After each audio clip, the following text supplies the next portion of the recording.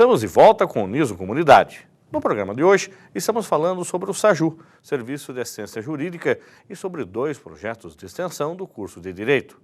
Câmara de Mediação e Conciliação e também Direitos Fundamentais se aprende na escola. Para isso, estamos recebendo em nossos estúdios a coordenadora do curso de Direito da Uniso, a professora Patrícia Maranzano, e o professor Emerson Alexandre Molina Rodrigues. Nós falamos um pouco de alguns casos, professor Emerson, que ilustraram o curso de Direito, especificamente nas atividades do SAJU. Agora eu gostaria de começar com a professora Patrícia, especificamente nas atividades de extensão. No que consiste o projeto Câmara de Mediação e Conciliação? O projeto Câmara de Mediação e Conciliação, ele funciona junto ao SAJU e basicamente ele procura evitar litígios judiciais, para que ocorra uma composição das partes. Acho que até o professor Emerson pode falar melhor do que eu da Câmara de Mediação. Sim, a gente verifica ao longo do tempo que a busca para a solução pacífica dos conflitos tem se demonstrado mais eficaz do que a imposição de um terceiro na solução de um conflito. Assim, às vezes, fazer a orientação para que as partes parem de se olhar e passem as duas a olhar na mesma direção, faz com que a efetividade da solução seja maior do que buscar auxílio no judiciário, em que um juiz vai impor uma decisão que muitas vezes não vai ser aceita não vai ser acatada plenamente, ou não vai ter adesão das partes de uma forma mais efetiva.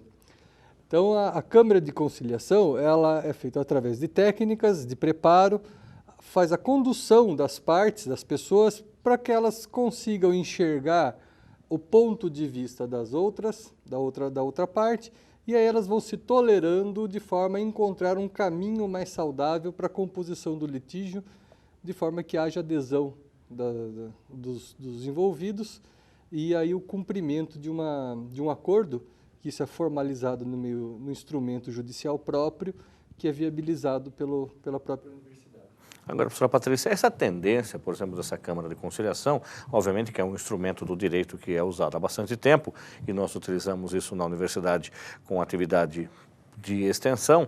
Agora, nós percebemos que a TV Globo, no programa Fantástico, apresenta algo semelhante ou parecido do Max Weber, é isso? É mais ou menos aquilo que a gente vê na televisão? Nós tivemos uma professora nossa que já participou de 2 quadros do Fantástico, a professora Iris Lippe. É dessa forma, as partes procuram um consenso, porque muitas vezes quando um procura o outro, cada um acha que tem o melhor direito. A partir do momento que você tem um mediador nessa conversa, eles tendem a uma composição que irá satisfazer os dois.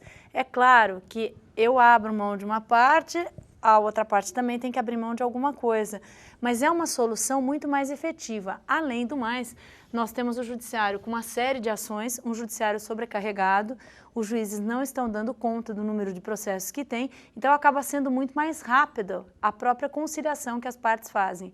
Nos moldes desse programa do Fantástico, é isso que ocorre com a mediação. A mediação está ocorrendo em Votorantim e aqui em Sorocaba também. Agora no SAJU, que veio aqui para a cidade universitária.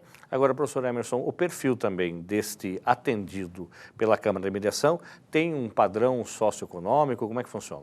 A universidade tem beneficiado, ela tem privilegiado a população de baixa renda, que é aquela que não tem condições mesmo de buscar um auxílio de um profissional pago.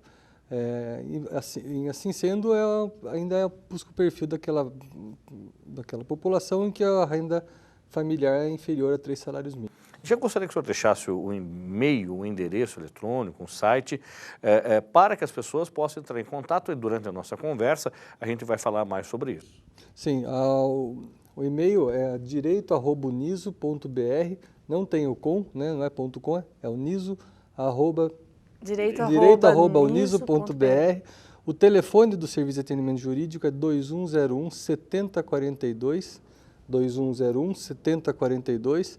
Um e-mail de contato para falar comigo diretamente, pode ficar à vontade, os canais estão abertos, é emerson.rodrigues@prof.uniso.br. emerson.rodrigues@prof.uniso.br. Isso. Perfeito. Professora Patrícia, com relação à Câmara de Mediação e Conciliação, para a formação deste profissional de direito, que vai ouvir as partes e ser o mais imparcial possível no ponto como a senhora disse. Alguém vai abrir mão de alguma coisa ou ambos os lados vão abrir mão. E este profissional, ele passa por que tipo de bateria de disciplinas para ele, de repente, não favorecer ou ele entender, eu acho que o A merece mais que o B. Como é que ele faz? Qual é a formação dele? Em que momento do curso, em que período do curso, ele já está preparado para ouvir essas partes? Veja bem, Fernando, a Câmara de Mediação ela é aberta para os nossos alunos desde o primeiro período. Ele pode participar porque ele vai aprender muito. Hoje, inclusive, eu comentei isso com os alunos. Todo aprendizado é bem-vindo, nem sempre é considerado estágio, nem sempre pode ser considerado atividades complementares, mas ele vai aprender muito. Agora, o que vai fazer? Ele vai passar por um curso, esse curso pode ser inclusive externo aqui à universidade, para aprender a fazer a mediação. Agora, aqui na universidade, quem é o responsável por esse projeto de mediação, normalmente é um aluno dos últimos períodos. Até então, o idealizador do projeto e o responsável era um aluno que se chama Fábio Alteia e o Fábio colou grau agora. Então, agora está sendo transferido esse projeto para que ele tenha continuidade a um outro aluno, só que é um aluno quase que concluinte. Ele é o responsável, mas ele não é a única pessoa. A Câmara de Mediação chega a ter 20, 30 alunos trabalhando na mediação e tem a supervisão de um professor também. O professor que supervisiona a mediação é o professor Marco Antônio Carriel. Professor Fernando, complementando a fala da professora Patrícia, o golpe de vista do mediador,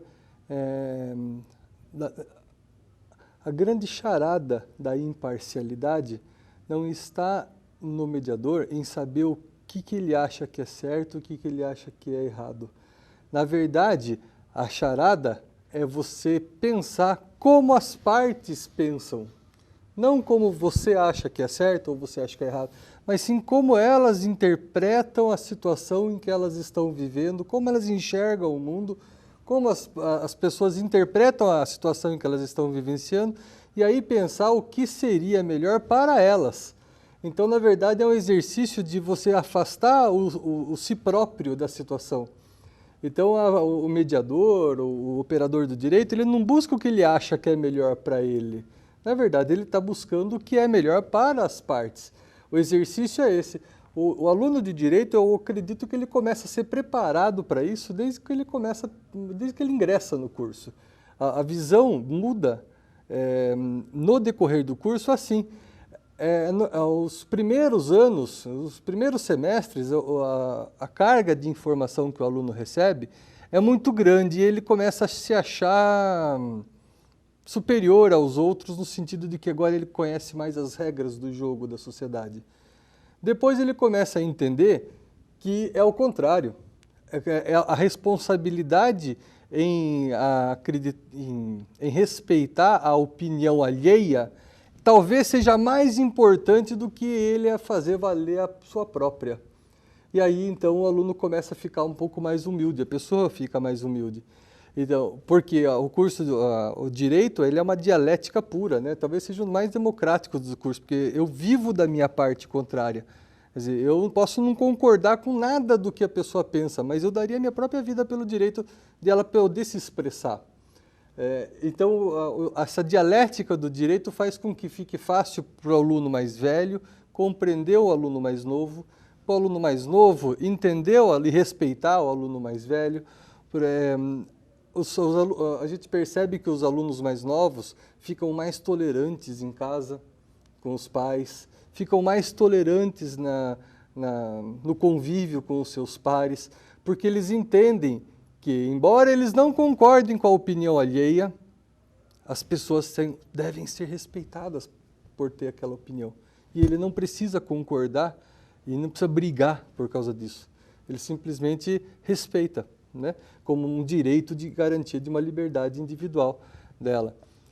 E esse exercício de se colocar no lugar né, de tomar posse do estado de coisas da pessoa para poder assim raciocinar como ela, para compor o conflito dela, é que a arte do direito que o educador da universidade procura passar e que as pessoas, que os alunos vão adquirindo ao longo do tempo, e que fazem delas um sucesso na mediação. Mas não é só isso também, é uma situação engraçada que envolve os alunos de Direito. A partir do momento que ele ingressa numa faculdade de Direito, ele muitas vezes já se sente um advogado. E ele é consultado, inclusive, por seus pares. Isso é uma situação que ocorre, né? Então, nós temos... Quando a gente pensa na questão do mediador, eu acho que assim, não só você se colocar no lugar, mas esse terceiro que está fazendo parte da conversa dos dois, ele faz com que as próprias partes raciocinem o que eu estou pedindo, porque às vezes assim, o que eu quero, né? Muitos deles envolvem família, envolvem interesse aí de menores, e o menor passa a ser um troféu na mão deles. Então vamos raciocinar, como é que vai ficar a vida dessa criança, o porquê brigar por isso, né? Não é troféu, é vida, é alguém que está aí desabrochando. Vamos procurar o que vai ser melhor para ele e não para as partes. Então, acho que esse exercício, ele já começa logo de cara, realmente, no primeiro período do curso de Direito. O operador do Direito, ora ele é psicólogo, ora ele é o maior confessor, ora ele é espelho. Ele reflete aquilo, as atitudes que a própria pessoa está fazendo, para a pessoa tomar consciência de que aquilo não é correto e que ela deve mudar a atitude dela. Nesse sentido que as pessoas passam a refletir melhor. Por isso a ética dentro do curso é tão valorizada, porque esses poderes podem ser usados para o mal, né? Agora, com relação à Câmara de Mediação, também no mesmo jeito que eu pedi algum exemplo aí do SAJU, algum fato que de repente tenha sido resolvido e que de repente mereceria até virar um programa de televisão como esse, de tão bem argumentado, de tão bem entendido, quando as partes pararam de olhar uma para a outra se conflitando e ambas olharam numa só direção em busca de um horizonte melhor? Sim, a maioria de família, a maioria dos casos envolvendo família. E eu acho que valeria a pena, inclusive, aqui, que os nossos alunos apresentassem um projeto, juntamente conosco, né, professores, de criarmos, a semelhança desse programa que é exibido no Fantástico, alguma coisa assim, com perguntas, com casos concretos, porque a comunidade, assistindo isso à televisão, ela pode aplicar a própria vida. E ela vai promover uma mudança, ela se identifica e ela promove uma mudança. Então, eu acho que nós poderíamos, numa parceria com o curso de jornalismo, nós poderíamos criar algo semelhante, envolvendo família, envolvendo algumas ações cíveis também, porque nós vimos alguns casos de despejo também, que né, a pessoa não tem mais condições de pagar o aluguel, também não quer sair da casa, ela se acha no direito, ela quer continuar na casa, e o proprietário, ele precisa desse aluguel. Muitas vezes isso daí é a própria sobrevida do proprietário, ele precisa desse valor. Então, olha, vamos fazer o seguinte, você paga uma quantia X, que é inferior, nós vamos fazer um acordo, você não tem mais nada, mas saia da casa num período aí de 7 dias, 30 dias, 60 dias, as partes vão tomar a melhor atitude para o caso, né? O senhor lembra, professor Emerson, algum caso também que possa ter chamado a atenção e que marcou um pouco dessa história? Disputa de guarda. Disputa de guarda de menor é o que mais marca nesses casos de conciliação. Talvez o símbolo maior do amor que um dia um casal teve são os filhos. E a forma mais eficaz de você provocar uma dor de vingança é mexendo com esse símbolo maior, que são os filhos. E às vezes as pessoas se atacam, né, chama alienação parental, né, usando como meio de arma a criança que fica dividida no meio. Então, na hora que está visitando o genitor, esse genitor embute informações nessa criança para transmitir o seu ódio, né, pelo casal, pela outra parte do casal desfeito. E aí, quando ela vai para a mãe ou para o pai, faz ao contrário, né, e fica fazendo esse rolo. A criança começa a se diminuir nela mesma, ela começa a perder a identidade, porque o pai não é mais um porto seguro e a mãe não é mais um porto seguro. A criança começa a sumir, ela começa a desaparecer. E nem um nem o outro enxerga o que está fazendo com a criança. Ela vê a cada atitude uma pequena vitória em relação à agressão que está fazendo com o outro, mas não o que está fazendo com a criança. Numa conciliação, numa mesa onde se colocam um frente a frente, com alguma habilidade, é possível se fazer de espelho e a pessoa começa a pensar, não no que um está sentindo com relação ao outro, mas o que será que a criança está se sentindo? Como é que ela vê isso? Como é que ela está se sentindo? E aí as pessoas param de olhar como é que ela está, que sentimento provocou na outra, e começa a pensar o que será que o meu filho está pensando. E aí muda o ponto de vista e aí o caso fica marcante, principalmente para quem trabalha, né? E aí o respeito brota, aparece e a gente começa a ver o respeito maior acontecer e o verdadeiro amor aí aflorar. Nós vamos para um rápido intervalo, voltamos já, falando ainda sobre o curso de Direito da Uniso, especificamente de um projeto de extensão intitulado Direitos Fundamentais se aprende na escola.